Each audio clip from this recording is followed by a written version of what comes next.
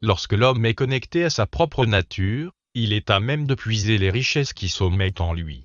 Il est à même de trouver les clés d'une réalité intemporelle, de faire ressurgir des valeurs nobles.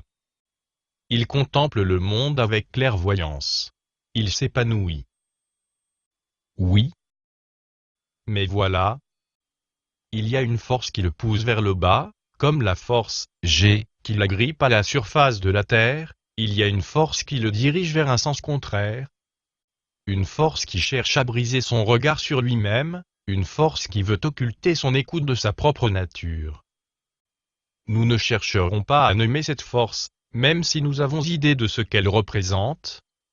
Nous devons comprendre que depuis que l'homme se tient sur cette terre, cette force agit, construit, et œuvre afin que chaque homme soit affecté. C'est ainsi que les sociétés se sont établies, et tel un arbre qui offre ses fruits. Cette force a su empoisonner les racines de cet arbre, et les fruits que nous consommons sont ainsi infectés. Les fruits sont les divers aspects de la société. Mais en profondeur, nous avons perdu la notion de notre nature. Le poison nous induit, nous dirige, nous attentionne sur 3 points fondamentaux, et notre conscience est occupée à ces 3 points.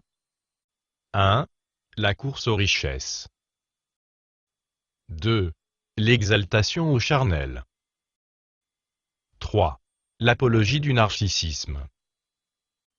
Ces 3 pathologies, ces 3 maladies, font que chaque individu est enclin à vivre selon ses pulsions et ses désirs les plus vils.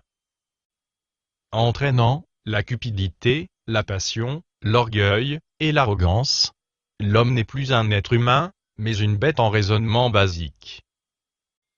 Nous pourrons faire des vidéos sur ces sujets plus tard, peut-être. Mais nous devons comprendre que ces maladies sont actives que lorsque notre spiritualité a été brisée, et ponctuellement, mangeant de ces fruits, la masse des bêtes, au raisonnement basique, devient soumise à cette force négative, qui nous coupe de notre nature merveilleuse. Les problèmes qui en découlent sont innombrables, et quelques-uns proposent leurs solutions pour guérir les situations, qui ne sont, en fait, que les fleurs de cet arbre. Agissant ainsi, l'arbre sera-t-il guéri? Peut-être, aussi, ont-ils intérêt que l'arbre reste malade. Pourquoi ces 3 maladies peuvent ainsi se développer? Pourquoi ces 3 maladies ont-elles écho sur les masses? Quelle est donc cette racine principale qui est infectée? Lisez bien, et comprenez, ceci est un fondement de notre humanité. Lorsque le plus riche, celui qui possède, prête au plus humble, et s'enrichit davantage par l'intérêt qu'il perçoit, alors l'injustice est évidente, l'acte est immoral et répugnant.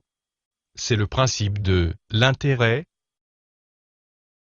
De plus, si cet acte est commis sans aucun remords ni regret, nous nous déconnectons totalement du principe de réalité humaine, notre conscience est corrompue.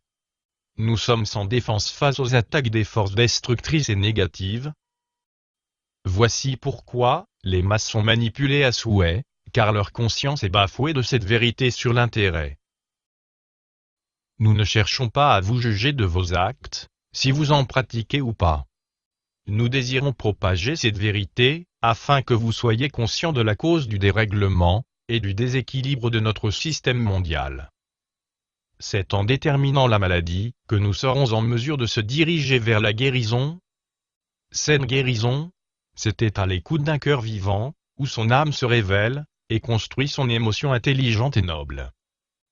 Et ainsi, dompte, et fait obéir son esprit.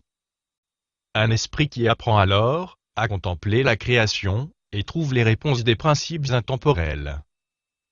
Un cœur vivant ressent alors l'essence, et l'essence de son éternité. Pour finir, sachez que le geste militant qui correspond à une réponse adéquate, est que nous refusions à jamais de pratiquer l'intérêt.